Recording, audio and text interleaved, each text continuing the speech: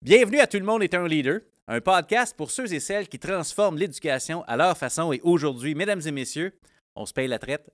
J'ai le bonheur d'accueillir mon très cher collègue Christian, qui est directeur des services pédagogiques pour la FEIEP, pour les écoles secondaires. Mon cher Christian, comment ça va? Ça va super bien, Marius. Merci beaucoup de l'invitation. C'est vraiment un plaisir d'être avec toi aujourd'hui. Ben écoute, ça fait quelques fois qu'on essaie de se rencontrer, qu'on essaie de planifier. Puis, la vie fait bien les choses. Récemment, je t'ai revu en personne au TEDx Ville-Marie. Écoute, j'étais spectateur, puis j'ai eu la chance d'écouter ton histoire. Puis, tu sais, des fois, on pense qu'on connaît les gens. J'en ai appris beaucoup à ton sujet. Puis, pour les gens qui prennent le temps de nous écouter ce matin, peut-être qu'on devrait commencer là. C'est qui ça, Christian Leblanc? Puis, c'est pas un TEDx là, ce matin, mais je veux dire, tu sais, Non, un peu t'es qui, puis...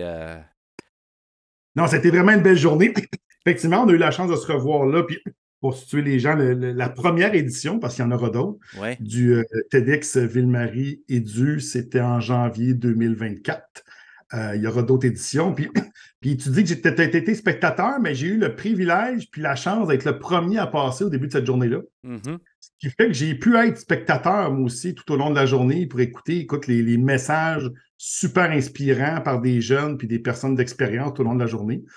Puis écoute, tu te demandais un peu qui je suis. Ben, à la base, je suis un enseignant. Donc, je suis un enseignant de mathématiques. Moi, j'ai été formé en enseignement des maths. Mais je fais tout le temps la différence. Moi, je pense qu'en enseignement, entre autres en enseignement des maths, tu as des mathématiciens qui enseignent, OK. puis tu as des profs de maths. OK. Moi, je suis un prof de maths. C'est Donc, quoi la différence? la différence, c'est que moi, j'ai choisi d'enseigner. Puis les maths, ça a été un vecteur. J'ai regardé les ouvertures à ce moment-là. Moi, j'étais pressé de rentrer dans les classes. J'étais pressé d'aller à la rencontre des élèves. J'ai regardé les champs dans lesquels j'avais le plus d'opportunités. Puis j'ai appris à aimer enseigner les maths en faisant des maths au bac en enseignement, mais je ne suis pas un mathématicien. Moi, je ne tripe pas mathématiques. Je ne tripe pas à faire des calculs. Je ne tripe pas avec des logs puis de l'algèbre. OK. Mais j'avais vraiment une passion à accueillir mes élèves avec le sourire en classe de maths, puis laisser mes élèves aller avec le sourire à la fin de ma classe de maths. OK. Moi, j'étais un enseignant à la base, OK. puis ça aurait pu être autre chose que les maths. Sérieusement, là, j'aurais pu enseigner les arts, l'histoire, l'éducation physique. Je pense que j'ai fait une maudite bonne job en maths, mais je ne suis pas un mathématicien. OK. Moi, c'est là que tu vois la différence. Je vois la différence. Fait que toi, tu es plus axé sur la personne, puis la matière, ça devenait comme un prétexte pour accompagner le développement d'une personne. Puis tu découvres des passions aussi à enseigner un contenu, là. Mais je comprends ça. C'est ça. C'est important, comme toutes les disciplines, c'est important les mathématiques dans la vie, mais c'est encore plus important d'aimer ce qu'on fait, puis de savoir pourquoi on est dans la classe, puis pas trouver qu'on vient faire du temps dans la classe. Ça, c'est épouvantable, les élèves qui viennent faire du temps. Oh my God. Attendre que le temps passe. Il y a une des présentatrices au TEDx qui disait ça, quelque chose comme des fois, on a l'impression d'être dans une file d'attente à l'école. Ouais. Fait qu'on vient faire du temps, c'était une image forte. Ça. C'est sûr qu'on ne veut pas que ce soit ça pour les élèves, puis on ne veut pas que ce soit ça pour nous non plus. Avoir l'impression qu'on va faire du temps, puis éventuellement, on va arriver à la retraite. Ça, c'est comme. Pas très motivant. Ça, c'est absolument épouvantable. Et je suis un enseignant et je vais rapidement aborder. Je suis un enseignant avec un handicap qui est visible et audible. Donc, je pense que c'est important d'en parler rapidement parce que peut-être qu'il y a des gens qui nous écoutent sans nous voir. Peut-être qu'il y a des gens qui nous voient sans nous entendre. Fait qu'avec des sous-titres, ce chose-là. Donc, je suis un adulte qui a un syndrome de Tourette. Je pense que mon entourage proche le sait tous. Je pense que mon réseau le sait. Mais donc, je suis un adulte de près de 50 ans qui a un handicap visible depuis sa naissance. Donc, j'ai des tics moteurs. J'ai un tic vocal, donc là, j'ai mis tout ce que je peux mettre par-dessus mon micro pour essayer qu'on m'entende le moins tousser, mais j'ai un tic vocal, je tousse, ce qui fait en sorte que j'ai développé une grande sensibilité rapidement pour les élèves qui ont des difficultés d'apprentissage ou qui rencontrent des défis dans leur parcours. Parce que j'ai aussi, donc je suis marié, j'ai 3 enfants, puis de mes 3 enfants, les 3 ont, on va dire, une particularité ou sais, comme tout le monde a une particularité, mais eux autres, on peut la nommer. Donc, j'ai deux de mes enfants qui ont hérité de mon syndrome, qui ont un syndrome de Tourette, tout comme moi. Puis j'ai un autre de mes garçons qui a un syndrome d'Asperger, donc dans le spectre de l'autisme, mais OK. qui domine très bien dans toutes les sphères de sa vie. Mais ça donne que on a appris à se connaître, on est allé à la rencontre des uns des autres parce qu'on avait des fois des bouts de chemin à faire. Donc là, je te parle plus moins comme l'éducateur, mais comme le papa. Puis moi, c'est drôle parce que quand on a su que mes enfants avaient le Tourette, tout le monde a dit, ah, tu sais, ils sont chanceux, ils ont un papa Tourette. Tu sais. Ouais. Ou quand il y avait un enfant Tourette qui arrivait à l'école où je travaillais, le directeur il disait, hey, on va le mettre dans la classe de Christian parce que ça va donner un modèle aux jeunes. Ouais. Ça m'a pris du temps à accepter ça. Parce que, tu sais, quand tu as le Tourette, là, Ouais. bon, je m'entends tousser, là, mais je me vois pas faire des tics. Tu sais, je me vois pas. Ouais. Rencontrer des gens qui ont des tics nerveux comme moi, là, j'allais comme à la rencontre de moi-même. Puis là, Ah, ouais. mon stress, c'était, hey, si jamais l'élève me tape ses nerfs, là, ça veut dire que je tape sûrement moi aussi ses nerfs de d'autres personnes. Fait que, tu sais, mais ça a super bien été. Toutes mes expériences, ça a été numéro un. Mais j'avais quand même ce questionnement-là. Hey, si je me fais face puis je me tape ses nerfs, ça veut dire qu'il y en a qui trouvent le temps long à me côtoyer, tu sais. Ouais. Fait que c'est pas parce que tu as un handicap que tu vis bien avec tes handicaps des autres. Mais c'est ça. Donc, c'est sûr que mon discours au TEDx tournait autour de mon Tourette, expliquer ma jeunesse, c'était quoi, mais ça tournait beaucoup au niveau autour des approches universelles et inclusives pour mieux intégrer les jeunes qui ont des différences et des handicaps visibles et invisibles parce que j'ai cette sensibilité-là au fil des années qui s'est développée.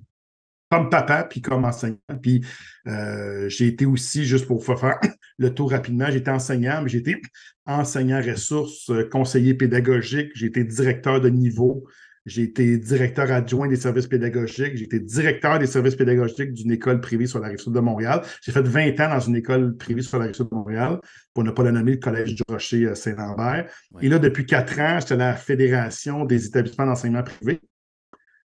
Écoute, puis ça fait que je pense que j'ai le plus beau poste en éducation au Québec parce que ma job, c'est d'accompagner à peu près, à la faible, on a un peu plus que 250 écoles, mais 150 écoles privées secondaires différentes. Fait que le spectre de l'éducation, tu sais, je sais qu'il y en a qui vont dire, ah, tu sais, t'es limité au privé, là. J'ai quand même beaucoup d'entrées au public, mais tu sais, je veux dire, ça me permet de voir un paquet de choses qui se Ouais. passent, Ouais. Gatineau, cette-île. Donc, tu sais, moi, ma semaine, c'est ça. Accompagner des écoles de partout au Québec, des petites écoles, des grosses écoles, des écoles de filles, des écoles de gars, des écoles avec des défis, des écoles en milieu urbain, en milieu rural, avec une diversité d'élèves ou plus une homogénéité. Fait que je vois de tout dans ma semaine. Fait que ça, c'est absolument génial et passionnant. Ça doit. Ça doit. Je te comprends tellement. On va revenir à ça, l'accompagnement. C'est important. Tu sais, on fait un petit tour de rapide. Là, c'est qui, Christian? Ce que tu viens de Ouais. nommer, ça me touche parce que je trouve tellement que tu abordes ton handicap, mais aussi aller à la rencontre de l'autre. Tu l'abordes tellement avec un doigté là, assez invitant. On se reconnaît dans ce que tu dis. Puis, tu sais, faut accepter, faut s'accepter pour être capable d'accepter l'autre. Tu sais, si on élargit ce que tu as dit tantôt et que tu avais conscience de toi-même, là, tu te dis, ben, si l'autre me tombe ses nerfs, ça veut-tu dire que je tombe ses nerfs à quelqu'un? Puis je me dis, moi, je me reconnais là-dedans dans le sens que il faut que je m'accepte en tant que personne en éducation. J'ai mes préférences ou mes, je ne sais pas si on peut appeler ça des tics, mais des tendances. J'ai un style. Puis s'il y a quelqu'un qui me dérange par son style en éducation, ça veut dire peut-être que moi aussi, le mien dérange quelqu'un d'autre. Tu sais, c'est un peu comme ça que je le reçois, ce que tu me dis, c'est qu'il faut s'accepter soi-même pour être capable d'aller à la rencontre de l'autre. Tu sais. C'est vraiment intéressant. Il y a des tabous qu'on. Tu sais, tout le monde en croise. On dirait que plus on vieillit, plus on se met des tabous, là. Tu sais, avoir un handicap, là, puis pas être capable d'en parler ouvertement, là, c'est dommage, là. Puis l'exemple comique là, que je peux te donner, là, c'est quand je suis rentré quand j'ai commencé à enseigner, là, j'avais des réunions. Tu sais, on a tout ça, des réunions de niveau, des réunions de collègues. Tu sais, puis je sais qu'il y a une personne autour de la table qui allait pas se plaindre, mais qui était inquiet qu'elle allait dire aux autres qui pensaient que j'étais en pleine opération de séduction avec elle. Parce qu'un de mes tics à ce moment-là, c'est que je clignais d'un œil. Fait que, tu sais, je faisais des clins d'œil tout le temps, tu sais. Quand elle parle, je le regarde puis je l'écoute, mais je me rends pas compte de mes tics. Fait que là, un clin d'œil, 2 clins d'œil, 3 clins d'œil. Mais tu sais, au lieu d'en parler et de savoir un petit peu qu'est-ce qu'il y a, ben, tu sais, là, ça s'est mis à bavasser un peu. C'est vrai que quelqu'un il dise, ben, tu sais, il y a un handicap, tu sais. Puis, dans la même période, je vais au parc jouer avec mes enfants qui étaient jeunes à ce moment-là, puis je suis là, puis j'accompagne mes enfants. Puis il y a un petit bout de chou, là, je te dis, ça doit avoir 5-6 ans, là. Il vient se planter carré en avant de moi, là. Il me regarde dans la face, puis il dit, pourquoi tu bouges tout le temps? Direct comme ça. Ouais. Pas de tabou. Ouais. Puis je l'ai regardé dans les yeux, ce petit bonhomme-là, puis j'ai dit, ben, j'ai une maladie, puis je suis pas capable d'arrêter de bouger. Tu sais, je dis, puis tu peux me poser toutes les questions que tu veux. Je dis, non, non, je voulais juste savoir. Puis il est parti jouer. OK. Tu sais, pas de tabou. Tu sais, on voit quelque chose. Quand on se demande, là, est-ce qu'il faut oser à parler d'un handicap quand on voit un handicap, tu sais, on aime mieux répondre à des questions que voir les gens discuter ou chuchoter entre eux autres, parce qu'on le sait, là, que je le sais que les gens parlent de moi à l'épicerie s'ils me voient faire un tic bizarre ou tousser. Des gens qui ne connaissent pas, là. Ouais, c'est sûr. Là, on est en 2024, là, on n'est pas trop loin de la COVID. Hein? Ouais. Moi, mon tic vocal, c'est de tousser. Laisse-moi dire que tousser à l'épicerie en pleine période de COVID, là, le monde me regarde des croches en tabarnouche. Là. Ouais, t'es pas fait de chum, là. Non, non, non. Le monde se tenait loin. Moi, c'était pas 2 mètres, c'était 4 mètres à l'épicerie. Là. Les gens pensaient que. En tout cas. Fait que c'est ça. Fait que, il faut. On se crée des tabous des fois. Hein. On n'ose pas nommer les choses qu'on vieillit, puis je trouve que ça ne devrait pas être là. Donc, tu nous dis que poser des questions, s'informer, démontrer de l'intérêt, ça serait bien reçu. Tout à fait. Penses-tu que ça, c'est propre à Christian ou c'est une généralité, dans le fond, qui peut s'appliquer à plusieurs personnes? Que ce soit... Je ne peux pas parler pour tout le monde, mais je pense que ça s'applique à plusieurs personnes. Ouais. À plusieurs personnes, parce que aller à la rencontre de l'autre, c'est écouter l'autre, c'est lui poser pas nécessairement la bonne question, mais tant qu'à poser une question, prends la peine d'écouter la réponse. Puis souvent, à partir d'une première question, il y a une conversation qui va s'en suivre. Puis là, les gens vont apprendre à se connaître. Que j'ai une équipe de travail, moi, avec qui je m'entends extrêmement bien. Il y a un petit jeu québécois. J'aurais dû l'amener. Ça s'appelle Parle, Jase, Jase. OK. Qui est un petit jeu de cartes. Il y a après 60 cartes là-dedans. Là. Puis, quand tu es en équipe, des fois, on est en équipe, là, on sort une carte. Puis là, maintenant, on est sorti une carte. La question, c'était de quoi tu es le plus fier? Oui. Là, il y a du monde. On commence à répondre. Ah, mais moi, j'aime ça, j'aime ça ce que tu fais. On parle des autres. Non, parler de soi. Là. Ouais. Puis on va à la rencontre de l'autre en se posant des questions, puis se mettre un peu. On apprend des choses, puis on apprend les valeurs des autres. Puis ça, qu'on travaille en équipe, moi, c'est fort. Mais encore faut-il les connaître, ces forces-là. La peine de les nommer, puis il faut être devant qu'on est bon. Oui. Fait que oui, il ne faut pas hésiter à poser des questions aux gens. Puis on peut être bien surpris des réponses. J'en doute pas. J'en doute pas. Écoute, je donnais une formation au Nouveau-Brunswick il y a quelques semaines, puis il y a une direction d'école qui s'est présentée. Puis tu sais, quand on se présente, on se donne la main. Lui, son bras droit est amputé.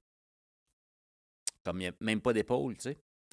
Puis, je me dis, moi, dans ma tête, mon réflexe, ça a été de dire, ben la personne est plus qu'une personne avec un bras amputé. Puis je me suis dit à ce moment-là, si la personne ne m'en parle pas, ben je donne la main gauche. Puis, tu sais, t'en fais pas de cas, c'est pas grave, c'est pas... Puis j'ai pas eu, je constate, là, ce que tu es en train de me dire, je constate que je saisis pas toujours les occasions moi-même pour poser des questions. J'ai posé des questions sur son école, ce qu'il est en train de vivre, mais j'ai pas mis l'accent là-dessus. Puis je sais pas pourquoi, je suis en train de trouver pourquoi j'ai pas fait ça, mais je l'ai vu, puis c'était présent à l'intérieur de moi pendant qu'on avait notre interaction. Fait que je trouve ça intéressant où tu m'amènes avec juste ça, là. Une expérience très récente. Puis je me dis, il y a sûrement quelque chose à dire à ce sujet-là, tu sais, qu'il manque un bras, là. Mais tu vois, moi, peut-être que mon réflexe avec, tu sais, probablement, je ne dis pas c'est ça, mais probablement, j'aurais dit à cette personne-là, OK, t'es-tu plus main gauche ou accolade, tu sais? Ouais, OK. Juste pour dire, juste pour dire, hey, ça me saute d'en face, là. Sais-tu quoi? Tu regardes, Ouais. je l'ai vu. Oui. Souvent, ça va faire rire la personne, puis tu sais, il va dire. T'es-tu plus Il va dire, accolade? tu sais, puis comment que cette personne-là, là, parce que souvent, quand on a un handicap, l'humour nous sort de bien des situations. Oui. Fait que peut-être qu'il y a déjà sa ligne de prête, là, tu sais, pour faire rire un peu le monde, tu sais, pour comme. C'est vrai. Peut-être sa ligne de prête, c'est vrai, ça. Tu sais, moi, à l'école où je travaillais, là, j'étais responsable des technologies. On appelait ça les technologies de l'information et des communications, là, quand tous les ordinateurs sont arrivés dans les écoles. Fait que, tu sais, c'est les TIC. Fait que j'ai dit, vous avez pogné le tourette pour s'occuper des TIC à l'école. J'ai dit, il n'y a rien de mieux. Il n'y a rien de mieux. Je suis vraiment la meilleure personne pour la job. Fait que, tu sais, c'est comme ça que je présentais aux parents de mes élèves ce que je faisais, Ouais. ce que je faisais à l'école, tu sais. Fait que, Ça souvent, rend, on a nos lignes de prête des fois. ça rend les gens à l'aise de voir que la personne est à l'aise, puis ça, déjà là, il y a comme, ben oui, ça crée du positif dans l'interaction, je comprends ça. Fait que tu as Tu sais, eu... je vais revenir aux élèves, Marius, tu sais, je veux dire, le fait d'en parler, là, tu sais, Ouais. dans mes cours, moi, je disais bonjour à mes élèves, puis la minute d'après, je leur parlais de mon syndrome. Puis, tu sais, on ne sait pas ce qu'ils vivent, nos élèves. Hein. Tu sais, il y a des jeunes, là, je le disais dans le TEDx, là, tu sais, il y a des jeunes, c'est facile, il y a un plan d'intervention, il y a un diagnostic, il y a une évaluation, je sais qu'est-ce qu'il y a, je sais quoi faire. J'ai une liste là, de choses à mettre en place. Bon. Il y a des jeunes qui vivent en dedans tellement des choses là, tu sais, qui ne sont pas visibles. Là. Puis le fait de parler des fois ouvertement de ce qu'on vit, c'est un peu le rôle comme adulte d'être un modèle. Je ne dis pas de s'épivarder puis de mettre toute notre vie privée sur la table, mais tu sais, des fois d'expliquer l'adulte avec qui ils font affaire. Puis je ne peux pas te dire combien de jeunes qui traînaient après le cours, qui sont venus me parler en disant ouais, M. Leblanc, je pense que mes parents ne me comprennent pas, mais je pense que je n'ai pas le tourette, mais il y a des petites choses que, qui vous ressemblent, puis mes parents pensent que je suis fou, tu sais. Mm-hmm. Comme un jeune qui a une obsession, une compulsion, qui n'est pas capable de se coucher tant que ses serviettes ne sont pas placées correctement, puis il aligne toutes ses affaires, puis là, il se fait juste engueuler par ses parents, il dit, va donc te coucher, arrête donc. Puis même le parent, des fois, pour mal faire, il va tout défaire la symétrie pour que l'enfant décroche un peu, mais il y a un trouble obsessif-compulsif, il y a un TOC. Fait que, ça a ouvert des possibilités de jaser avec les élèves, puis après ça, de glisser un mot parent, puis fait que je pense que ça a fait la différence. Wow. Puis ça, c'est le dialogue. C'est le dialogue, puis c'est d'aller à la rencontre de l'autre qui fait cette différence-là, selon moi. Dans ton rôle présentement, qui est un rôle très systémique, comme tu disais, tu vois toutes sortes de choses, puis tu accompagnes. Quand on accompagne, il y a comme un lâcher-prise parce que tu peux pas juste dire je m'en vais dans ma classe puis je les ouvre les discussions parce que moi c'est mon genre puis je fais ça puis je vois l'impact. Tu amènes les gens peut-être à considérer des pratiques à fort impact, mais derrière les pratiques, il y a une posture, il y a une vision de l'humain en arrière de ça. Comment tu t'y prends dans le fond pour ouvrir ce dialogue-là avec des adultes qui, dans le fond, une fois que tu t'en retournes, toi, eux, ils s'en retournent dans leur école ou dans leur classe, selon leur poste, là. Comment on ouvre ce dialogue-là au sujet des élèves à besoin pour, comment on pourrait appeler ça, sensibiliser? Oui, mais tu vois, il y a beaucoup, bon, ma journée, là, heureusement, je ne suis pas assis en arrière d'un bureau à longueur de journée, là, mais il y a des journées au bureau. Fait que c'est sûr, il y a un premier contact, souvent, on apprend à se connaître. Il y a des gens qui travaillent dans des écoles privées, qui viennent du privé, qui viennent du public, qui ont été profs, qui ont été gestionnaires ailleurs. Donc, c'est d'abord de prendre un peu de temps pour se parler, puis de parler de la clientèle. Parle-moi de ton école. Parce que moi, je n'ai pas de solution, je n'ai pas de recette qui s'applique à toutes les écoles. Non. Ce qui est bien intéressant, c'est que quand j'ai la chance, quand il y a quelque chose qui vaut plus la peine d'une visio, quand on dit là, il y aurait un bon travail à faire, c'est-tu quoi, je vais aller te rencontrer. Je vais aller te rencontrer, je vais aller dans ton école. La première chose que je demande tout le temps, c'est on va commencer par faire la tournée de ton école. OK. On va aller marcher ton école, puis parle-moi de ton... On marche, puis parle-moi de ton école. Fait, là, je comprends l'histoire, je vois ce qu'il y a ces murs, je croise des élèves. Puis les gens, là, c'est fou comment on s'excuse en éducation. Ah oui, hein? Tu rentres dans une école, hey, je m'excuse, ça fait du bruit. Hey, je m'excuse, c'est des rangs d'oignons. Hey, je m'excuse, c'est comme, je m'excuse, on a encore des tableaux verts ici. Non, tu sais, je ne connais pas vos réalités budgétaires, là, les enjeux, c'est pas ça. Parle-moi de ce qu'il y a de beau dans ton école. Mais aussi, des fois, j'ai observé des choses bien intéressantes. Pour accompagner, aller observer, c'est bien intéressant que là, la personne avec qui je travaille me dit J'aimerais ça créer de l'ouverture, donner de la flexibilité, permettre aux élèves d'être des plus confortables, d'abaisser le stress dans mon école. Tu sais, c'est tous des super beaux objectifs. Là, je me promène dans l'école, puis la seule chose que ces murs, c'est ne pas s'asseoir ici, pas de cellulaire, défense de traîner. Fait que tout ce qui est ces murs dans l'école, c'est tout négatif. Puis l'objectif, c'est de baisser le stress des élèves. Fait que souvent, c'est une des premières choses que je vais demander, c'est qu'est-ce que tu penses que j'ai observé dans ton école? Tu sais, une école qui a de la misère avec la techno, puis ils ont des photos de drones, des drones, ces murs, puis des ordinateurs qui ont de la misère avec la techno. Fait que le milieu parle beaucoup. Fait que quand j'accompagne, vu qu'il n'y a pas de solution unique, quand j'ai la chance d'aller à l'école, faire une tournée de l'école, là, c'est toujours extrêmement intéressant. Puis ça va m'aider à propulser le travail parce que c'est mes premières questions vont être là-dessus. Puis je vais dire à quelqu'un, sais-tu ce que ça m'inspire de me promener dans ton école? Puis il va y avoir plein de choses super positives, là. Des choses, puis ça fait du bien, ça galvanise les gens. J'ai observé des élèves avec le sourire. Tu connaissais les élèves tous par leur nom. Tous les élèves qu'on a croisés, tu les connaissais par leur nom. Moi, je crois beaucoup aux liens qui existent entre les éducateurs et les élèves.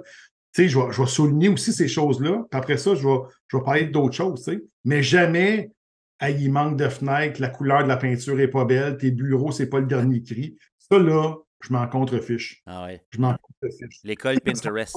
Ouais. Ben non, ça, on n'a pas les mêmes moyens, on n'a pas la même réalité. Tu sais, ton jeune, es-tu heureux? Le plaisir d'apprendre, je pense qu'on va en parler tantôt, là. Ouais. Mais moi, là, c'est rendu mon nouveau, je sais pas, on dit un gouvernail ou ma nouvelle. Tu sais, le jeune, a-tu du plaisir à venir à l'école? Ouais. Y a-tu le sourire, ça y tente-tu de venir là le matin, là? Ou s'il voudrait être ailleurs, sauf à l'école, tu sais? Ouais. Fait que, donc, ta question de tantôt, quand j'accompagne les gens, pas de recette unique. Ouais. Comprendre le milieu, comprendre la culture, puis partir de ce point de départ-là pour savoir, OK, maintenant, toi, tu vas aller où, puis pourquoi tu veux y aller. Parce que si on m'approche, puis dire, hey, Christian, tu sais, l'approche conception universelle de l'apprentissage, dont je parlais aussi dans la conférence, là, nous, ça nous intéresse. C'est-à-dire, OK, c'est-tu tout qui t'intéresse ou c'est un élément qui t'intéresse? Ouais. Puis le premier pas à franchir, c'est quoi, là? On va y aller tranquillement. Parce que, tu sais, adopter une nouvelle posture, là, ça peut prendre des années, là. Mais si à chaque année, tu franchis un pas intéressant, au moins, tu ne recules pas. Tu avances. Exact. T'avances. Exact. Pour les enfants. Ouais. C'est clair. Ouais. Toujours. Ça ressemble à quoi faire un pas, une amélioration pour mieux servir les élèves à besoins particuliers? Tu sais, comme je t'ai écouté décrire quelque chose, une idée qui me vient en tête, c'est le contact, le lien. Tu sais, tu dis, on connaît-tu nos élèves? On a-tu du plaisir juste à être ensemble? Tu sais? Quand les jeunes nous voient, je marche l'école, là, est-ce qu'ils viennent vers nous? Tu sais, hey, salut, monsieur! Ça, déjà là, c'est un signe. Tu sais, ça ressemble à quoi tu as vu plusieurs milieux, là. Mais tu sais, pour les gens qui se posent des questions, ça pourrait être quoi, nous autres, un pas? As-tu des exemples de faire un pas? Ça peut ressembler à quoi? Oui. Faire un pas, tu vois, un des premiers pas que je suggère tout le temps, là, c'est, puis je ne suis pas tout seul à dire ça, c'est les élèves, là, est-ce qu'ils savent pourquoi ils sont assis dans la classe? Est-ce que ton intention pédagogique a été clairement identifiée, pas juste sur ta feuille de planification? Est-ce qu'elle est visible dans la classe? Est-ce qu'elle est nommée aux élèves? Puis les élèves, ils savent-tu pourquoi ils sont là aujourd'hui? Ouais. Ça aide tout le monde. L'élève qui a de la facilité, ça vient le rassurer. Puis l'élève qui a de la difficulté, ça lui donne des repères. Fait que puis une intention pédagogique, c'est pas un menu, là. Tu sais, c'est marqué au tableau. Bienvenue, correction du devoir, exercice, devoir, au revoir. Ça, c'est un menu. Ouais. C'est une étape à faire. C'est comme un 5 services. Moi, aujourd'hui, j'ai un cours, là, la gang, j'ai un cours 5 services à vous donner. Ouais. L'entrée, le trou normand, tout le reste. Ça me dit ça me dit pas ce qu'on va apprendre. Exactement. Ouais. L'intention, c'est, hey, la gang, à la fin du cours, là, mon attente, là, mon intention, c'est que tu sois maintenant capable de faire ça de plus. Puis, si je nomme l'intention, il faut qu'à la fin, je vérifie où tu as pu te rendre. Puis, tu la mets visible, tu l'écris, peu importe ce que tu as disponible dans ton cours, là, tu l'écris. Comme ça, à un moment donné, quand tu vas sortir un mot-clé qui a un lien avec ton intention, bien, l'élève qui est un peu distrait, là, il va dire, OK, il y a quelque chose d'important qui se passe avec l'intention de départ. Puis donc là, j'ai intérêt à écouter. Fait que moi, ce premier pas-là, Et écoute, ça a l'air facile à dire, Ah, c'est mais gros, c'est gros, ça. trouver une intention pédagogique pour chaque cours, là, puis il y a des profs qui m'ont dit Christian, en me le disant, il se rendait compte de ce qu'il disait. Christian dit, moi, j'ai des cours, j'en ai pas d'intention. Je dis, OK, il y a des cours que tu invites ton jeune pour 75 minutes, 1h15, puis tu n'as pas d'intention à part faire du cahier d'exercice, par exemple. Il dit, toi, comme adulte, est-ce que tu accepterais ça? De te faire asseoir dans une salle 1h15, pas d'intention, puis pas savoir ce que tu viens faire là, puis, tu sais, comme ça t'amène quoi, là? Oh Il my dit, là, on a un God. problème, là. Mais je te rassure, Mario, les gens, souvent, en disant ça, ils se rendent compte que ça n'a comme pas de Ah, bon ben, sens. il y a zéro jugement dans mon Oh my God, c'est la prise de conscience, tu sais. Ben oui. C'est oh, wow, OK, ouais, c'est vrai. On veut qu'il soit motivé, mais on s'en va où, tu sais? Tu veux qu'il embarque dans l'autobus avec un sourire, mais on ne sait pas pourquoi on embarque dans l'autobus, puis on s'en va où. Ça peut être, ouais. J'adore ta question. Toi, comme adulte, accepterais-tu ça? Oui. Qu'on te Il y a bien demande, des affaires qu'on n'accepterait pas comme adulte. qu'on te demande d'être présent, de faire ce qu'on te dit de faire, sans savoir pourquoi tu le fais. Mm. Puis pour aider les élèves en difficulté, là, premier pas. Le deuxième pas, là, parce qu'on va y aller, on va faire d'outils en fois, j'en ferai pas 15, là, mais tu sais, à un moment donné, là, les équipes écoles, là, ils ont besoin de se parler. Moi, j'ai lu un article, je ne veux pas dire de qui, là, malheureusement, mais sur les fonctions exécutives dernièrement, là, qui disait, encore une fois, comme adulte, là, si vous aviez affaire dans votre semaine à 8 patrons différents qui avaient tous des exigences différentes, est-ce que c'est un travail que vous conserveriez très longtemps? Mais la réalité d'un élève, parce que je travaille plus au secondaire, la réalité d'un élève au secondaire, c'est que dans sa semaine du lundi au vendredi, il fait affaire avec 8 enseignants, que s'ils ne s'entendent pas sur un minimum de structure et de routine sensiblement similaires, l'élève qui réussit à s'adapter, qui a des fonctions exécutives assez développées, ça peut aller correct. Ça ne veut pas dire qu'il aime ça, mais ça peut aller très bien comme ça peut aller correct. Mais l'élève qui a de la difficulté, il n'a pas fini de s'adapter à quelqu'un qu'il faut qu'il recommence à s'adapter à quelqu'un d'autre. Puis le discours, ouais, mais tu sais, en maths, c'est de même, moi, c'est pas de même. Ça, c'est pas penser à l'élève. Donc, l'autre pas pour les élèves en difficulté, là, c'est même s'ils sont au secondaire, ils vont être au cégep bientôt. Ouais. Le cégep ou le collégial ou les études supérieures, là, ils s'occuperont d'eux autres quand ils vont être rendus là.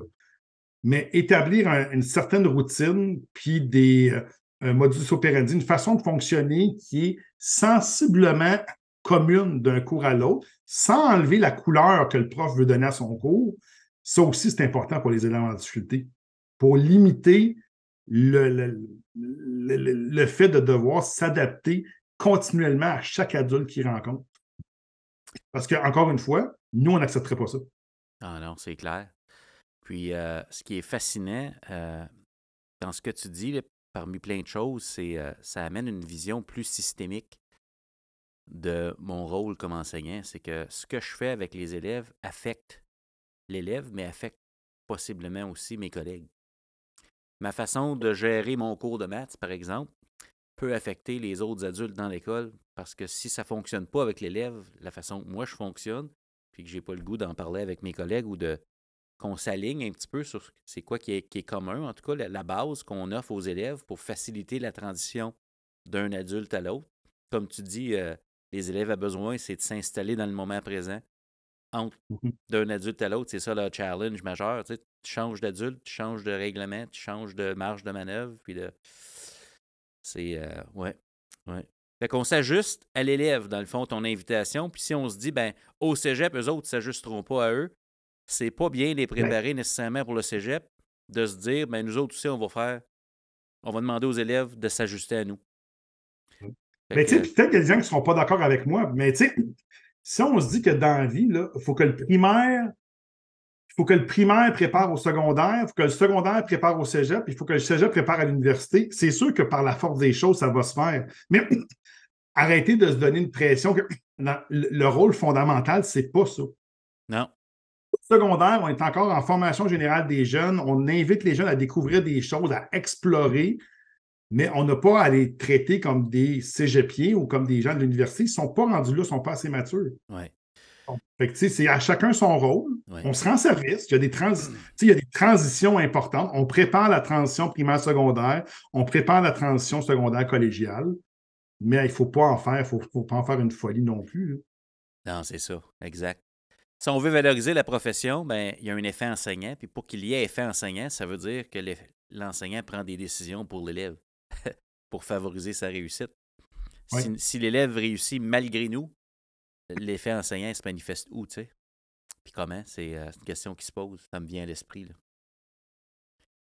Ouais, puis tantôt, quand tu as dit, on doit s'adapter à l'élève, mais on n'a pas besoin de s'adapter à chacun des élèves sur une base individuelle. Non. Tu sais, il y a certaines barrières qu'on se met en enseignement qui sont juste pas nécessaires, qu'il faut juste laisser tomber pour permettre l'accès à un plus grand nombre d'élèves. On va arrêter d'agir individuellement sur chaque individu. Mm-hmm. Ça va rendre service à tout le monde. Ouais. Puis ceux qui ont besoin peut-être d'une aide à ce moment-là, ils vont l'utiliser. Puis ceux qui n'en ont pas de besoin, ils vont faire autre chose. Dans le fond, c'est de faire preuve d'ouverture, aussi de permettre à l'élève de faire certains choix. Tu sais, des fois, on a tendance à tout vouloir tout canner, tout planifier à la minute près pour l'élève. Mais l'élève, quand il a l'impression d'avoir une certaine marge de manœuvre sur son cheminement scolaire, ça va nécessairement augmenter sa motivation et son engagement. Dire, tu sais, aujourd'hui, là, moi, là, je vais t'évaluer à savoir si tu es en mesure de communiquer adéquatement.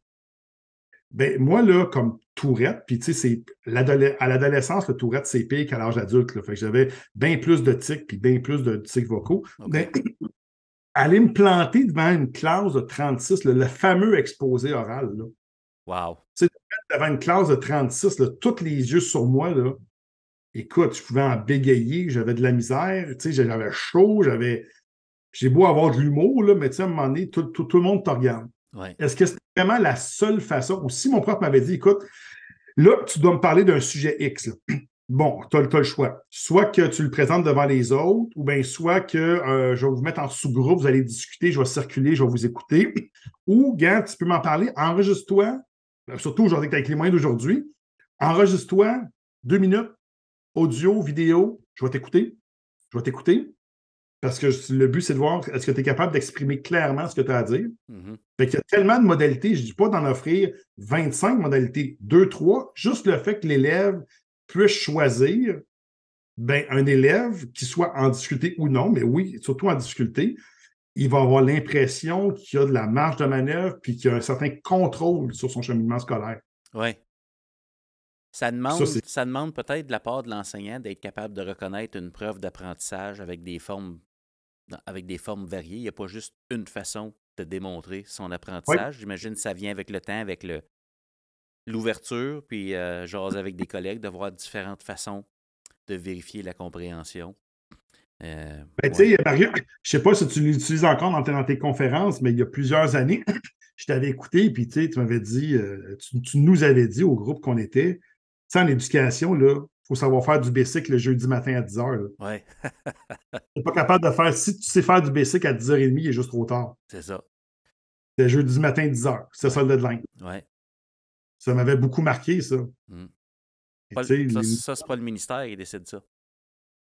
Non. Mais tu sais, fait que tu sais, je sais que ça prend un certain cadre, là, à un moment donné, parce que ma période commence à 9h et elle finit à 10h15. Oui. Je pense qu'il y a moyen d'offrir une certaine forme de choix aux élèves, puis d'être plus flexible, puis faire preuve de différenciation. Oui. J'y crois vraiment. Intention pédagogique claire, juste ça. Se parlant de collègues pour trouver ce qu'on veut harmoniser au niveau de ce qu'on demande de l'élève, ses fonctions exécutives. On veut outiller l'élève à pouvoir s'activer. S'il connaît la cible, il est capable de se mobiliser graduellement vers une cible, puis il comprend qu'il y a un pouvoir d'action sur son apprentissage. Ça, c'est motivant. Ça, c'est 2 exemples de pas. Tantôt, tu as parlé du cégep.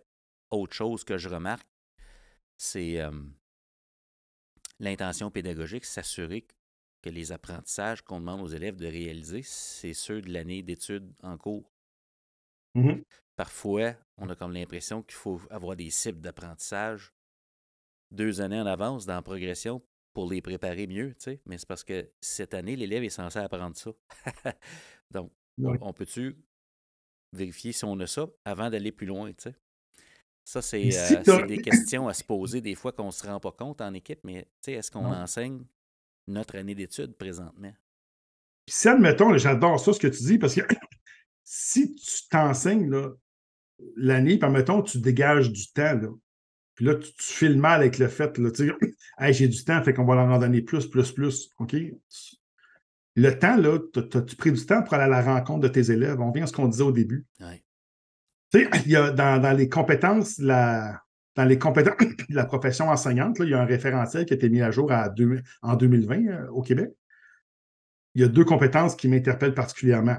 La 8e, qui est soutenir le plaisir d'apprendre. Donc, Wow. comme prof, tu as une responsabilité que tes élèves aient du plaisir à apprendre. Mais pour ça, il y a un lien qui font, je ne me trompe pas, c'est avec la première ou la deuxième. Je me sens que c'est la première, c'est l'enseignant est un médiateur culturel. Oh, OK. Avant, dans l'ancien référentiel, l'enseignant est un passeur culturel. Donc, l'enseignant transmettait une forme de culture par lui et par son expérience, son vécu, transmettait une forme de culture aux élèves. OK. Le médiateur culturel, s'il va, y compris l'enseignant, il va prendre connaissance de la culture du groupe, l'enseignant et les élèves, puis il va créer des ponts. Il va créer des ponts entre les élèves.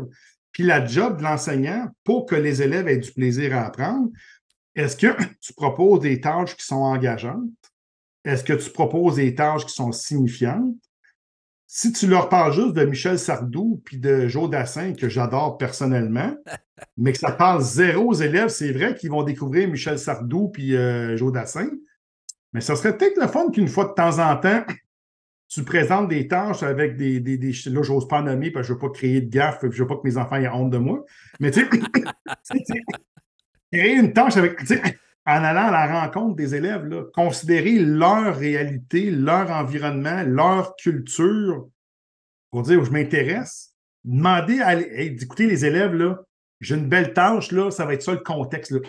Contexte de concert musical, là, OK? C'est quoi le groupe que je mets dans la tâche, là? Ouais. On passe au vote. Ouais. OK, là, j'en ai comme 2, 3. La première, ça va être vous autres. La prochaine fois, ça va être vous autres. Puis, savez-vous quoi? Je vais aller lire, je vais aller m'informer là-dessus. Puis même, vous voulez savoir quand est-ce qu'on va faire cette tâche-là? Bien, quand vous allez rentrer dans le cours, ça va être la musique de ce groupe-là qui va jouer. Là, vous savez que vous avez une tâche qui s'en vient, je vais avoir lu, puis tu sais, je vais mettre ce groupe-là de l'avant. Mhm. Tu aller à la rencontre des élèves. Là, les élèves, ils ont hâte d'arriver. Hey, c'est-tu ma musique qui va jouer? C'est-tu mon groupe qui va jouer? Tu sais, ils vont-tu.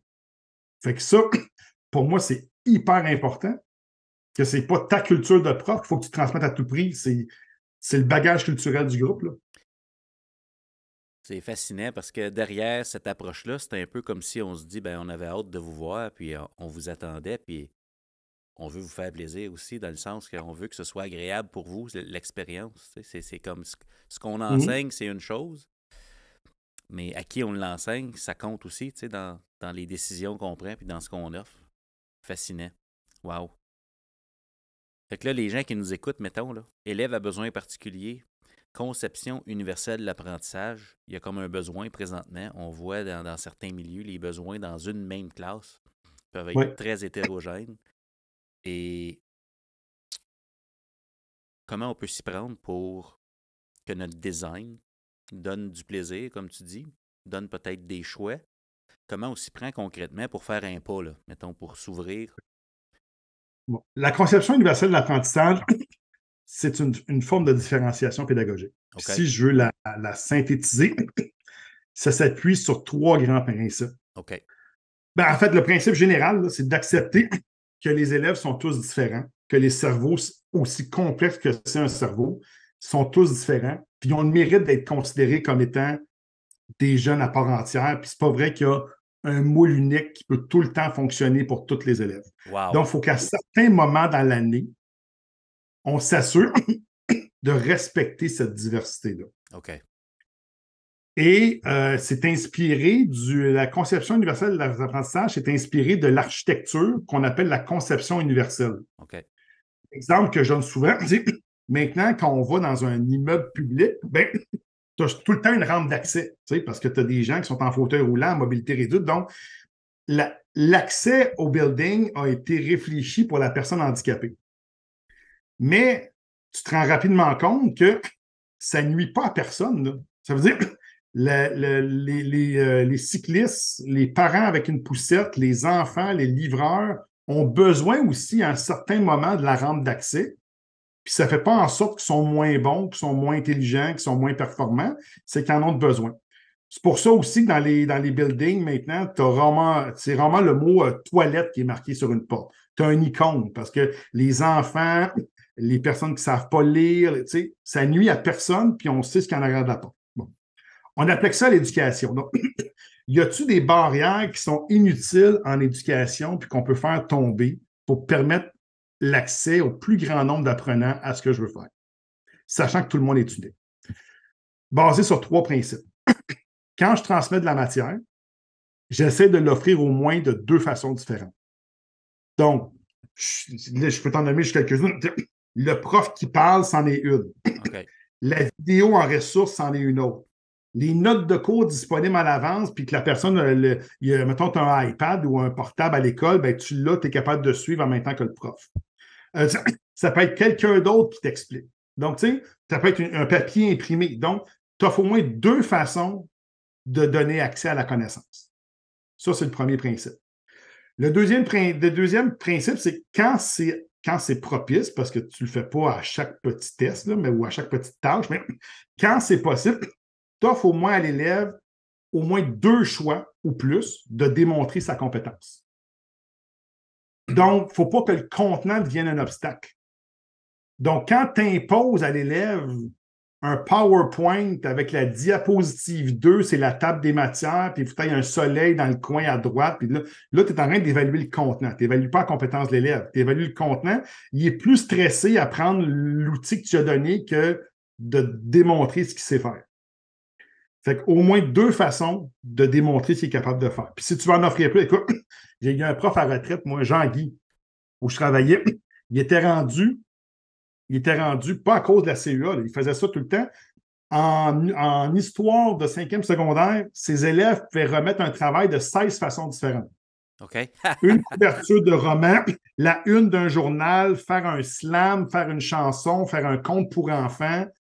Tu sais, tu voulais parler d'un concept, là, parle-moi-en de la façon que tu veux parce que j'ai la même grille d'évaluation pour tout le monde. Et souvent, les élèves vont beaucoup plus loin que tu pouvais l'imaginer parce qu'ils peuvent choisir comment ils vont te montrer qu'ils sont capables de faire. Fait qu'ils vont encore plus loin que tu l'avais espéré. Là, je fais des liens avec ça. OK, bien, je Ouais. vais te laisser finir, puis on va revenir à ça. Je garde mon idée. Deuxième principe, donc, le premier, différentes façons de donner accès à la connaissance. Le deuxième, différentes façons de démontrer ta compétence. Le troisième principe, différents moyens de t'engager. Donc, est-ce que tu permets à l'élève, est-ce qu'il sait dans quel environnement il est? Est-ce qu'il connaît ton intention pédagogique pour l'engager davantage? Est-ce que les murs sont habillés avec des ressources? Est-ce qu'il sait comment communiquer avec toi s'il en a besoin? Donc, est-ce que l'élève il est engagé dans ton cours? Puis si tu appliques ces 3 principes-là, tu vas nécessairement faire tomber un certain nombre de barrières qui étaient juste pas utiles puis pas nécessaires. Absolument. Absolument. Je me dis, je t'écoute parler, puis le lien que je voulais faire tantôt, c'est dans le fond, c'est... Je vois mal comment je peux faire ça si j'ai pas l'intention pédagogique.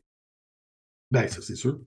Je me dis... Parce que la grosse étape dans la CA, c'est d'identifier ce que tu veux faire. C'est ça. Puis après ça, c'est vrai que c'est plus de travail en planification. De dire, OK, y a-t-il des obstacles qui n'étaient pas nécessaires que je suis en train de mettre de l'avant, que je pourrais laisser tomber, comment je pourrais faire ça?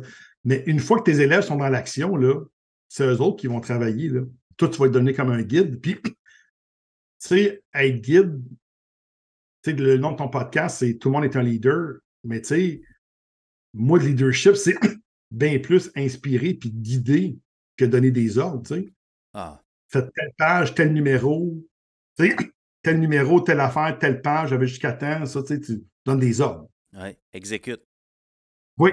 Puis, je fais une petite parenthèse que j'avais pas. Écoute, dans le temps que Twitter existait, c'est Ouais. rendu X. Plus sur X, moi, mais dans le temps que Twitter existait, il y avait quelqu'un qui avait. Écoute, j'avais fait ça superbe. Il disait qu'on ne devrait pas parler de gestion de classe. Non. La gestion de classe, là, c'est comme un gérant de chantier. Ouais. Tu as des ordres à donner, tu as de la sécurité installée, tu as des barrières. Un gestionnaire de chantier va mettre des barrières pour t'empêcher d'aller dans certaines zones. On devrait plus parler de leadership de classe plutôt que de gestion de classe. Wow, ça me parle. Tu sais, donc, de quelle façon tu leads ta classe Ouais. et non pas de quelle façon tu la gères.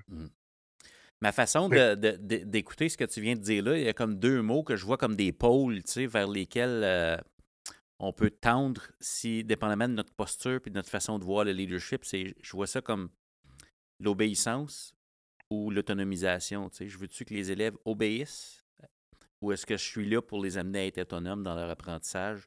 Pas autonomes dans le sens qu'ils n'ont pas besoin de moi, mais je veux bâtir leur capacité de se mobiliser, apprendre à se connaître, développer leur coffre à outils de stratégie. Tu sais, je suis certain que tu as développé plein de stratégies, toi, comme apprenant. Puis, tu t'acceptes, mais après ça, tu apprends de plus en plus à te connaître. Moi, plus j'étudie le leadership, plus ça me renvoie à moi. Tu sais. Puis plus je connais ce gars-là, Marius, là, je me pointe pour les gens qui écoutent, plus je me connais, plus je suis capable d'apprécier l'autre. Dans son leadership. Fait que le leadership de classe. Hey, je vois le T-shirt. Moi, je suis un leader de classe. Oui. Tu sais, là. Wow. Mais tu ne trouves pas que, tu sais, gérer une classe, là, ça fait gérant de chantier un peu. Ah, ben, c'est que dès que je vois gestion, gérer, c'est que tu veux maintenir des choses dans l'ordre. Tu sais, là. Tu n'es pas en train de mobiliser vers quelque chose. Leadership, c'est qu'on va quelque part, tu sais. Ensemble. Oui. Ensemble. Tu sais, ça prend les deux. Il faut gérer une école. Il faut mettre des balises. Mais à l'intérieur de ça, pour qu'il y ait du plaisir, ça prend du leadership. Il faut amener les jeunes quelque part, plus loin qu'à la fin de 75 minutes de cours. Il faut les amener plus loin que ça. Tu sais. Oui, puis ceux qui ont la chance, je sais, là, c'est pas toutes les écoles qui ont la chance, puis c'est qu'il y a comme des fois les choix de tâches, c'est assez régi, là, tu sais, c'est dans des conventions assez strictes, mais j'ai eu la chance, quand j'enseignais, ça c'est il y a bien longtemps, de suivre mes élèves, tu sais, sur 2 ans. Là. Tu sais, quand tu as la chance de ne pas te donner une perspective de juste une année pour accompagner tes élèves, au moins tu as plus qu'1 an là, pour accompagner tes élèves. Ça, c'est vraiment génial parce que tu te dis, là, je développe sur du long terme. Là. Je développe sur du long terme, puis je vais les accompagner, là, puis je vais les suivre. Oui, oui. Ça prend du temps. Amener un réel changement, là, ça prend du temps. Ça demande un investissement sérieux dans tout l'inconfort que ça peut créer, dans les conversations ouvertes qu'on va avoir, mais qui vont nous faire avancer ensemble. Tu sais, il n'y en a pas de petite vite en éducation. C'est complexe. Fait que tu t'intéresses à ça. Élève à besoins particuliers, CEA, intention pédagogique. On marche ton école. Les gens s'excusent souvent de ne pas être rendus quelque part parce qu'on se dit, ouais, je le sais, tu sais, ça, j'aimerais ça, mais on n'est pas là. Non, mais oui, on est là, tu sais. Oui, c'est fréquent, ça, c'est fréquent. Ouais. Fait que toi, dans ton rôle d'accompagnateur, ben, il y a des directions d'école là-dedans qui accompagnent eux aussi leur personnel. On est gestionnaire scolaire, mais on ne fait pas juste gérer l'école, on est un leader pédagogique dans l'école. Si on veut que ça s'améliore à l'école, le plaisir, ça passe par de la pédagogie de grande qualité, des relations de qualité. Qu'est-ce qu'on peut faire comme direction d'école pour créer le climat propice pour se dire ensemble, on va avoir du plaisir à améliorer notre pédagogie, à élargir notre capacité de répondre aux besoins des enfants? Qu'est-ce qu'on peut faire concrètement dans ce que toi tu vis, là, tu sais, puis que tu observes? Oui, c'est si on réussit avec notre équipe d'enseignants, je crois beaucoup au développement professionnel. Et un des freins au développement professionnel, je crois, c'est le fait qu'on se rend indispensable à notre salle de classe ou on a peur de la surcharge qui nous attend quand on laisse notre classe une journée, 2 journées, 3 journées. Oui, oui, oui. De comprendre que peut-être s'absenter de sa classe, une période, 2 périodes, c'est rendre service aux élèves parce que l'enseignant va se nourrir. Puis que, donc que la direction permette le développement pédagogique, incite au développement pédagogique et rassure son monde que on va tout mettre en place pour que, même si vous quittez la classe, les élèves sont en bonne main, mais vous allez vous nourrir. J'aime beaucoup aussi autant les directions que les profs. Je vais appeler ça du tourisme pédagogique, mais on n'est pas obligé d'aller à l'étranger, en Europe, aux États-Unis. Ça peut être au Québec, dans notre environnement. Là, aller voir d'autres écoles. Aller voir. Moi, j'ai cette chance-là à la Fédération de voir beaucoup d'écoles, mais même avant, j'aimais ça aller voir d'autres écoles. Parce qu'on peut toujours s'inspirer des autres. Tu veux penser à une transition, tu sais, comment mieux accompagner tes élèves de première secondaire dans une transition primaire-secondaire, mais tu n'es jamais allé voir dans une école primaire comment ça fonctionne. L'école primaire, d'où proviennent la majorité de tes élèves, là, comment tu fonctionnes, puis comment tu t'as responsabilisé, comment tu as responsabilisé les élèves. Moi, ça m'a tout le temps absolument impressionné le fait que on confie à des élèves de 6e année le party de fin d'année, l'animation de la classe, le fait de faire des festivals, de diriger le conseil d'élèves. Ils arrivent en première secondaire, il faut leur dire la couleur du crayon qu'il faut qu'ils sortent pour écrire leurs affaires dans le cahier. Fait qu'ils passent des élèves les plus responsables de l'école, ou on dirait les élèves les plus nuls qui n'ont jamais rien fait de leur vie. Ouais. Mais tu sais, t'es-tu déjà allé à l'école primaire puis voir comment ces élèves-là, avec une bonne routine, là, ils savent quoi faire, sont autonomes, le prof qui est là comme guide, ils savent comment s'organiser. Quand je parlais de l'engagement, là, les murs du primaire, là, il y a des repères partout. Ouais. Comment tu fais que le tourisme pédagogique, aussi petit soit-il, d'aller voir d'autres milieux, là, demander qu'est-ce qu'on devrait faire comme direction, mais et les directions et les profs, donc du développement professionnel, puis d'aller voir ce qui se fait ailleurs. D'aller voir ce qui se fait ailleurs, puis que chacun ramène des petits éléments dans son école, puis de ne pas hésiter à s'inspirer. C'est plus une question de compétition, là. C'est une question de garder la couleur de son école, mais hey, il se fait ça ailleurs, c'est intéressant. C'est exportable, tu sais, on peut-tu. Ben oui. Ça, mais ça chez nous. Ouais. Ça aurait pu rendre service à nos élèves. Ça, là, je trouve que c'est nécessaire et essentiel. Pour que les élèves soient responsables, ils doivent avoir la chance de l'être. Il faut leur faire de la place, là, c'est clair. Tourisme pédagogique, j'adore ça. Ouais. Oui. Ça nous expose à des réalités où on se dit, sais-tu quoi? Nous autres, on fait les choses de telle façon, mais c'est pas de même partout. C'est pas obligé d'être comme ça. On n'est pas pris comme ça. On pourrait faire autre chose. Ça nous amène à choisir. Tu sais, il y a tellement de choses qu'on ne remet pas en question en éducation. Fait qu'en faisant du tourisme, ça expose à, hey, c'est vrai, on pourrait.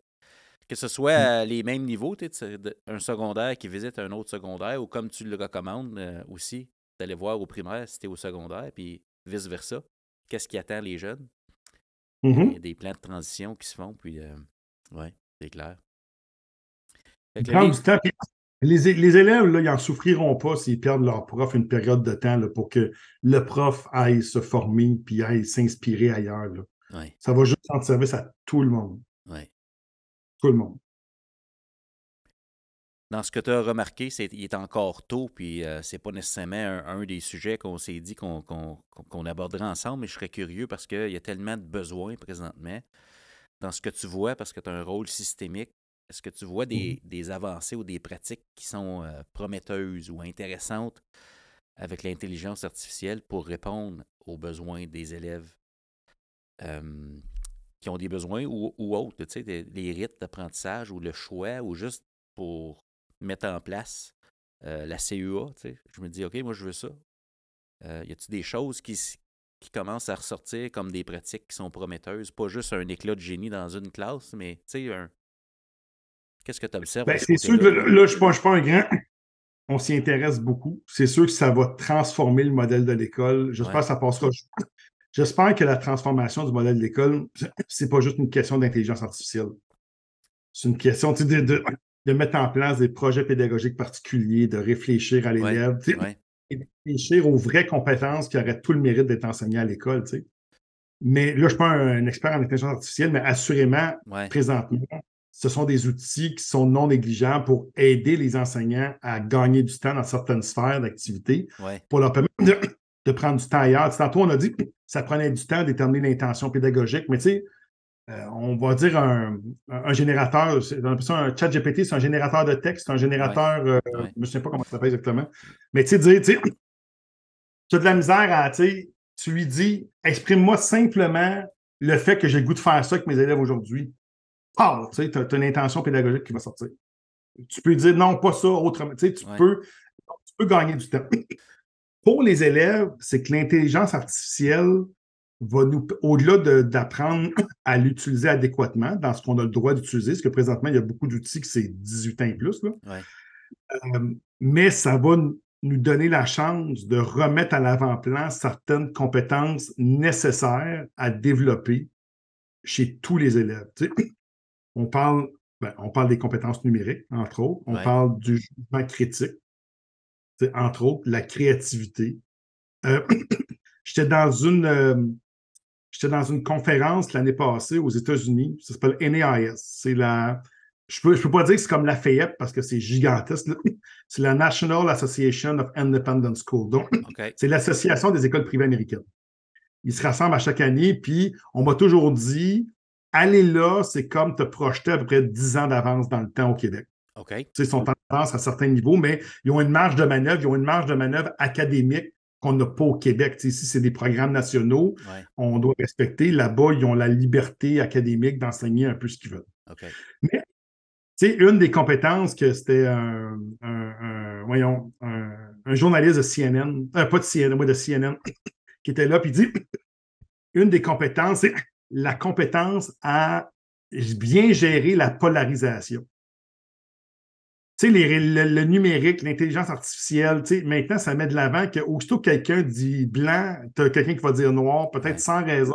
Donc, la meilleure idée que tu vas générer par toi-même ou par l'intelligence artificielle, tu as nécessairement quelqu'un qui va être contre, nécessairement des gens qui vont être pour. Donc, comment ne pas te sentir affecté toujours par l'espèce de polarité qui va exister entre deux opinions? Ça, on le voit avec les réseaux sociaux. Là. Aussitôt que tu as quelque chose qui est annoncé, c'est comme tu as une polarisation des opinions qui s'installent. Donc, j'ai nommé la créativité, le jugement critique, j'ai nommé la collaboration, le numérique, la polarisation. Donc, je pense que l'IA va légitimer les écoles à remettre à l'avant-plan l'enseignement de certaines compétences. Actuellement, au Québec, là, on demande de porter un regard sur certaines compétences transversales. Comme exemple, savoir s'organiser, savoir communiquer, le jugement critique puis la collaboration. C'est les 4 qui peuvent être observés dans un bulletin. Donc, dans un bulletin, tu as un commentaire. Moi, je peux te dire, je suis pas mal sûr de mon coup, c'est des compétences qu'on observe sans jamais les enseigner. Donc, on observe quelque chose qu'on n'enseigne pas. Tu sais, collaborer, c'est pas juste mettez-vous en équipe. Puis essayez de pas vous engueuler. Il y a des façons de faire pour collaborer adéquatement. C'est quoi avoir du jugement critique? Il y a des tâches à faire pour mettre de l'avant le jugement critique de l'élève, pour modéliser le jugement critique. Puis ça, l'IA va amener ça, de mettre de l'avant ces compétences nécessaires-là à l'école. Puis il va falloir leur trouver une place, même si on ne sait plus où trouver de la place des fois, mais je pense que il y a des concepts au Québec qui sont enseignés en orientation scolaire, là, ça s'appelle ça les COSP. C'est les contenus en orientation scolaire et professionnelle. Eux, ils ont sorti un terme que j'aime beaucoup. Ils disent on va pas tasser le cours de maths pour faire de l'orientation scolaire. on va infuser les contenus d'orientation scolaire dans le cours de maths. Infuser, là, c'est le principe d'une poche de thé. Je prends ma poche de thé, je la mets dans l'eau, puis là, l'eau prend la couleur de la poche de thé, puis ça goûte bon. Ouais. Fait que je prends le contenu d'orientation, puis je trouve comment faire des maths en enseignant mon contenu en orientation scolaire. Les deux vont s'infuser, les deux vont prendre la couleur de un puis de l'autre. Donc, l'IA, là, vous trouvez une façon de l'infuser dans nos cours.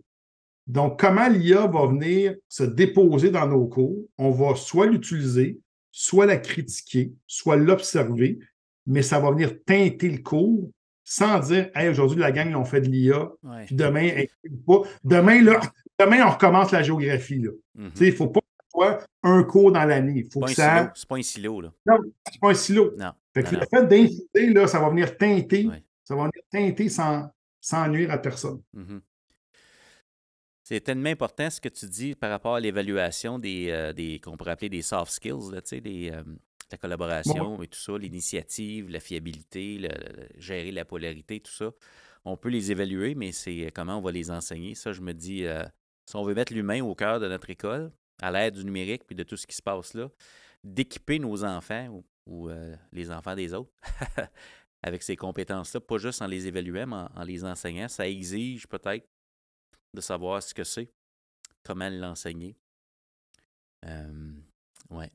Oui. Question vraiment intéressante. Moi, c'est une des premières questions qu'on nous posait quand je faisais partie de l'équipe tactique. Là, je te parle en 2015 à peu près. On parlait des compétences globales à ce moment-là. C'était les 6C. Puis de l'apprentissage en profondeur. Puis une des premières questions que les gens posaient, c'est OK, comment on va évaluer ça, les 6C? Puis nous autres, on se disait, une question intéressante, ça pourrait être comment on va les enseigner. Parce qu'évaluer, c'est facile, mais bâtir la capacité, ça, c'est pas facile. Parce qu'il faut que tu saches comment le développer, il faut que tu t'enlèves du chemin pour que l'autre le développe. C'est, un bon challenge. Je suis tout à fait d'accord avec toi, ça. Ouais. D'abord, il faut poser la question comment je les enseigne. Ouais. Après ça, on passera à l'autre étape. Oui. Puis l'autre étape, c'est nécessaire. Si est nécessaire. Peut-être qu'elle n'est pas nécessaire, l'autre étape d'évaluation. Oui. Pas comme on l'entend, en tout cas, ouais. Oui. Fait que le plaisir, c'est ton fort, mon cher. C'est un plaisir de jaser avec toi, puis je m'en voudrais de pas te poser la question. Qu'est-ce qui fait le plus plaisir quand tu regardes ton horaire qui s'en vient, là, début 2024, d'ici juin 2024, mettons, là, tu accompagnes le milieu, tu as la plus belle job au Québec. On va faire des jaloux. Absolument. On va faire des jaloux. Qu'est-ce qui, dans ce qui t'attend, qu'est-ce qui va te donner du plaisir là-dedans, dans ce qui s'en vient, là? Dans ce qui m'attend, c'est de réunir des gens de tout horizon. Tu sais, j'ai la chance, j'ai des comités, je peux réunir des gens autour d'une même table, des directions, de ce que nous, on appelle des leaders pédagogiques. Donc, c'est à la fois les directions. Après ça, nomme-les comme tu veux. Là. CP, responsable de niveau, responsable de classe, enseignant ressources. Donc, des gens et de discuter de certains enjeux, dont l'intelligence artificielle, puis d'animer ces tables-là, puis d'être avec eux autres, des écouter, puis de rendre service aux écoles. Après ça, c'est de produire des ressources, puis de rendre service aux écoles. Puis dans les prochaines semaines, je reprends la route, je retourne travailler avec des gens sur le terrain. Tu sais, travailler en arrière d'un écran, ça se fait, là. Mais tu sais, tu dois retourner sur le terrain, voir des écoles, puis préparer la meilleure offre de formation possible pour aider les écoles qui font partie de notre réseau. Et plus, tu sais, des fois, on a des collaborateurs aussi qui viennent d'organismes, d'autres partenaires, mais c'est ça qui est mois de juin et plus, là, c'est de faire de la route. Faire de la route, d'aller voir ce qui se passe sur le terrain. Les gens doivent apprécier que tu te déplaces pour aller les rencontrer dans leur milieu. On est toujours fiers de parler de notre école puis de la présenter, là, tu sais. Fait que c'est... Les gens doivent apprécier ça. Les gens sont fiers de leur école. Ouais. Les gens sont fiers. Ouais. Puis moi, là, je rentre avec des écoles, des étoiles dans les yeux, là, tu sais. Ouais. Des étoiles dans les yeux, puis je me promène, puis autant il y a des écoles que ça fait 2 couloirs, puis en 7 minutes, on a fait le tour, mais on a parlé 2 heures de temps. Ouais. Autant que des écoles, ça prend 2 heures à faire le tour. Mais tu vas avoir le même discours et la même passion. Ouais. C'est pas le nombre d'étages qui fait la différence dans les écoles. Non. C'est la passion qui habite les murs. Oui. On donne le ton, hein? Oui. Wow. Hey, c'est fabuleux. J'ai découvert une nouvelle question dans les podcasts, puis je te la pose. Je la trouve intéressante. Est-ce qu'il y a une question que je t'ai pas posée dans notre entretien quand tu pensais, hey, on fait un podcast ensemble? Est-ce qu'il y a quelque chose que je t'ai pas demandé, que tu disais, hey, ça serait une bonne question à me poser, ou j'aurais aimé ça qu'on parle de ça? Hey, c'est effectivement une bonne question, ça. Une question, je ne sais pas si tu m'aurais posé. Moi, je suis un gars d'éducation depuis le début, là. Qu'est-ce que tu aurais fait si l'éducation n'existait pas? OK. Allons-y. T'aurais fait quoi? Là, je pose la question, puis je ne sais pas ce que je vais répondre. Ouais. Non, mais Mais tu parce vois, qu'avant d'entrer en onde, tu parlais de ton épouse qui a changé de trajectoire puis qui vit ouais, autre chose. Fait que peut-être que c'est ça qui t'amène là. Toi, si t'avais peut-être, mais changé, ouais. ce serait quoi? Ben, je pense que si le système d'éducation, mettons, là, le système d'école n'existait pas, là, Ouais. c'est sûr et certain que j'aurais fait une job qu'il faut que je sois en contact puis je prenne des nouvelles des gens. Je prends des nouvelles des gens, que je tisse un lien, je tisse une relation. Tu sais, moi, j'ai un petit peu, tu sais, je vais avoir plein de projets de retraite. Là. Je ne suis pas proche de ma retraite encore, là, une dizaine d'années, mais une des choses que je veux faire, là, puis c'est bien banal, là, mais je veux faire mon cours de barista, puis je veux une Pour coupe de vrai, hein? matin. Oui, être dans un café le matin, puis quand la personne rentre, je sais exactement ce qu'elle veut. Tu sais, je sais ce qu'elle veut. Peut-être qu'elle va me surprendre des fois avec une petite cannelle de plus, un petit lait d'avoine, tout ça, mais tu sais, que je suis là, puis prendre des nouvelles, faire un bon café, rendre les gens heureux. Tu sais, je pense que les gens soient bien autour de moi, c'est hyper important. Puis c'est sûr que faut que je travaille avec du public, puis il faut que je prenne des nouvelles des gens, puis que je sois attentif, puis que je sois à l'écoute. Ah, wow, écoute, hey, je te le souhaite. Je te le souhaite. Je vois déjà la pancarte, t'es sur un coin, là, chez Christian, ou café chez Christian, je ne sais pas, là, mais. Oui. Il n'y aura pas juste ça, mais c'est sûr qu'il va y avoir ça. Oui, oui. Si j'ai ton tour, écoute, on sera deux jeunes retraités, puis je te paye un café. You bet. Hey, merci d'avoir pris le temps de me jaser. C'est vraiment passionnant de parler de leadership en éducation avec toi puis de ce qui se passe dans vos belles écoles. Là. Fait que, vraiment, je l'apprécie. Ben écoute, ça fait un plaisir. Merci beaucoup de l'invitation, Marius. C'était Christian Leblay. À tout le monde est un leader. Est-ce pas beau, ça? Ben écoute, merveilleux.